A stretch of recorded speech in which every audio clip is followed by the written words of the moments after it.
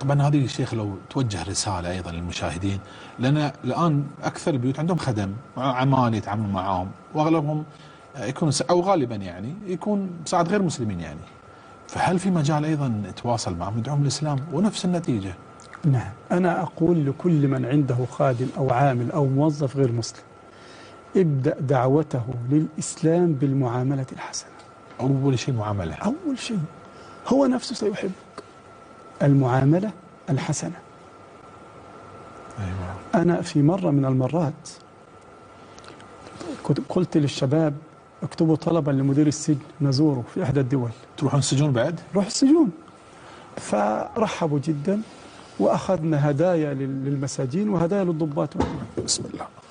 فإذا بضابط السجن الكبير استقبلنا في مكتبه ودرسنا نتحاور، فقال لي شوف، أنا نصراني كاثوليكي، أنت مسلم، لكن أنا نظرت عندنا وعندكم وجدت وقف على سر لأول مرة أنا أسمعه. عجيب.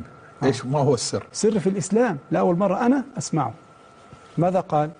قال وجدت عندنا في عيد الكريسماس نأكل ونشرب الخمر لأنفسنا، وفي عيدكم تذبحون الأضاحي وتوزعون على الناس.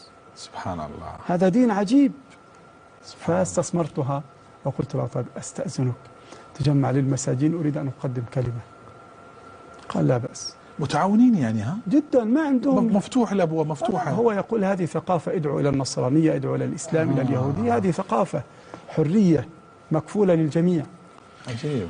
جمع المساجين وكذا والضباط والجنود وجلسنا، وقام وقال لهم هذه مؤسسة آفاق المستقبل خيرية جاءت لمساعدتكم وللحديث معكم، وأتمنى من كل المؤسسات الكنسية تحذو حذوها.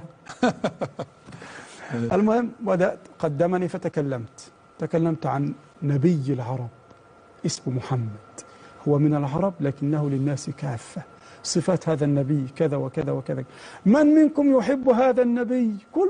كلنا نحبه. بعد ما كلمتهم على الكرم وإلى آخره من الأحاديث التي أثرت فيه، وكل النصارى صفقوا لرسول الله صلى الله عليه وسلم. اللهم صل وسلم. قلت لهم يقول رسول الإسلام صلى الله عليه وسلم والله لا يؤمن، والله لا يؤمن، والله لا يؤمن. قالوا من يا رسول الله؟ قال من بات شبعان وجاره جائع. إذا يصفقون. يا الله. قلت من غير المسلمين. المهم تكلمنا وكذا وعرضت عليهم الإسلام، فإذا بفضل الله أكثر من 22 يرفعون أيديهم اشهدوا أن لا إله إلا الله وأن محمد رسول الله. فرفع أيديهم، قلت تريدون أن تسلموا؟ الله أكبر. فإذا بضابطة ترفع يدها وتنزل، ضابطة مترددة يعني. قلت وأنت تريدين أن تسلموا؟ الله أكبر. فرفع يدها، وإذا بضابط الثاني يرفع الله أكبر الله أكبر، وإذا بمدير السجن يرفع يده، قلت وأنت كذلك؟ الله أكبر الله أكبر، أشهد أن لا إله إلا الله وأن محمد رسول الله. قالوا أشهد أن لا إله إلا الله وأن محمد رسول الله. اسمع ماذا قال.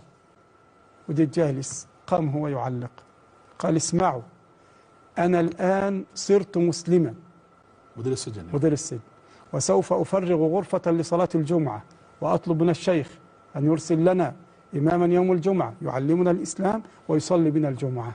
ما شاء الله. ثم قال مداعبا وأنا سوف أحفظ شيئا من القرآن وأكون إمامكم في الصلاة.